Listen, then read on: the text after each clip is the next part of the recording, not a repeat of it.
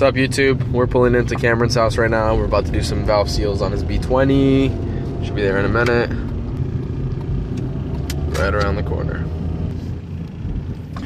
There he is. Putting in that work already. Good man, good man. What we got going on, my man? Time for the fun part. Yeah? Yeah, I'm using the tool. How is it so far? Good. We're using the HPT company valve spring compressor, so you don't have to take the head off. Yep, they gave me free shipping, but I needed it today, so I spent an extra $20, and they had it to me yesterday, but I wasn't able to pick it up because they needed a signature. I was at work. Right. But they got it to me like same day shipping. Nice. And I heard they're actually a shop. Like you can take your HPT car. is? Yeah, you can take your car there. Hell yeah. Ordered in North Carolina. Yeah, I've used the same company valve spring compressor, but for VTEC heads. Yeah, this one's a little bit cheaper. But I saw this video online where they use a rope, but they also use one with a hammer, the blue point. And that was kind of cool. Yeah. That one I like, but you told me to get this one, so I got this one. Yeah, I really like this one. Good way to do it is just basically, once you have everything off, set that right there. Down, and then fed the rope in, and then brought it back up. So it's about that much. So make it easy. So we've got the cams off, time belt off, obviously. And what we're doing right now is putting the tool onto where the cam caps go.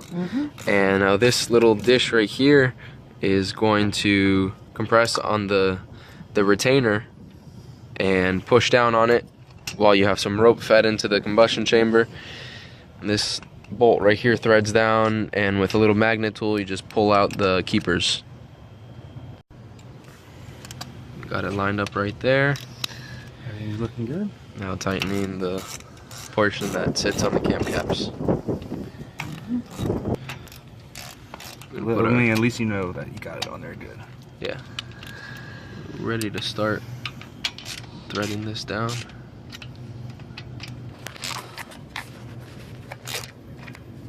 See the keeper starting to come up. Everything's good there, solid. Alright, yes, sir. Just holding a little magnet right there. Grab the keeper as soon as it releases. And it catches it too, kind of. Yeah, it's got a nice little guard around.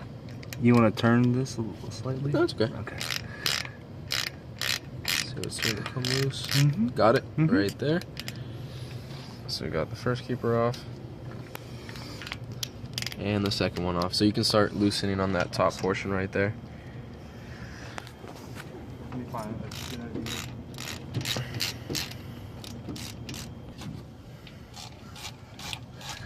Yeah, this is a good idea. You're like, oh yeah, use one of those. I'm like, perfect. You gotta check top dead center. You want to?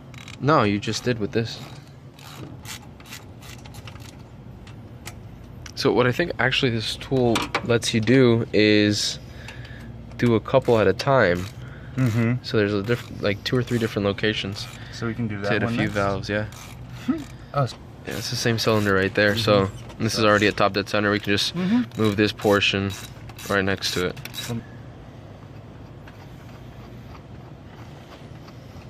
That way we get a couple valves done at a time. Okay. But not anymore since I moved. It's all good. These work. Some long 90-degree angle needle nose. Just kind of gotta get it in there and try to wiggle it from the bottom and clamp it to pull up. All right, I'll hold it for you. We got the first one off. That looks kind of beat up, but that's probably also because we just ripped it off. Yeah.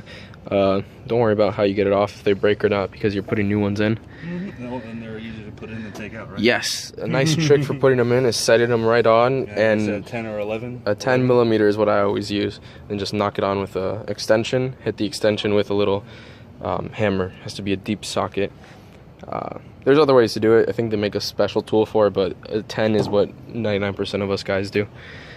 Just make sure your seal surface is nice and clean. Don't have any excessive play. That was cylinder 1. Oh yeah, wow. They're all fucked. 2, and That's I got good. to replace the washer, and it feels so nice now. Hell yeah. Yep. So we've got right here our valve seals, the new ones from Felpro, opposed to the Honda or Supertech ones, which are probably the most popular replacements that people use. They're both made out of Viton. I think that Supertech does that, yeah. And the OEM ones are too. Oh yeah? Yeah. Nice. These Felpros don't have any indication between intake or exhaust. They have the exact same look. so I'm guessing that it's not as a big deal. Some people like to flash soak these into oil. Then I think we can put a little lube or something on this. But you're gonna just place it down on the valve and drive it down just by pushing it. Make sure that the spring stays on the seal itself. It's electric. So I've got here the valve seal. Just gonna dip that in real quick into some oil so it gets nice and lubed. Set that right on there. Make sure your spring stays on the whole time. Work it down. So I've got it to start to seat against the valve stem. We get a deep socket.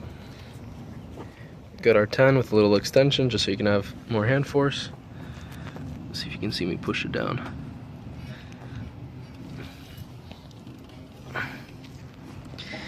Let's put a little bit of pressure and see that it seats down. Like Cameron was saying, you could use a little hammer to tap it on. When you're done though, always you have to make sure that the spring is still seated onto the seal itself. Got cylinder 1, both of the exhaust new seals on there, so we're just going to put the springs and retainers back on. Using the same tool, we're going to reverse our steps, set it right on there, thread everything down, and put the keepers back in.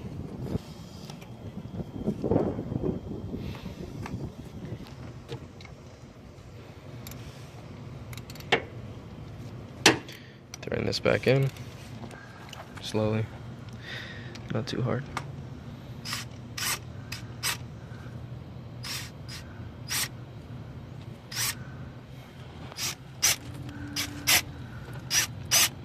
That's good.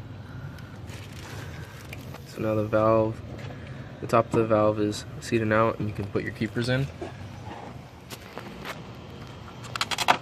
Same one we had safely secured in that little box. Thank you, HPT. I like to stick the first one in there with the magnet and then brush off the magnet on the valve. That way it seats well. I don't know if I can get a good angle with one hand. I'm gonna put the phone down. Got the first keeper in there, just set it down with the magnet, then get the flathead part that comes with the tool, push it off to the other side. You get the point. I'll use 2 hands again. Now I've got the first keeper rotated to the back, and we're gonna do the same with the other keeper. Nope. Taper goes, the small side goes to the bottom. Here, it's easier if you do it this way. The large piece on the top of the magnet. And if we get unlucky, when we put that one in, it'll pull the other one out. So you have to really be careful on how you set it down. We've got both keepers in there. Now we're gonna back off the top of the tool. Keep on going. You wanna make sure they seat evenly. There's always going to be on one side of both keepers a little bit more of a gap than the other, as you can see right there if you look very closely, but that's just because it's not a 100% coverage type thing. Since the keeper is in constant, it's prone to rotation because the valve moves and everything. So you can back off of it completely. And then we're going to go on to the next valve right here. Tool should stay in the same place since it gives you the ability for more than one valve at a time. And just follow each step.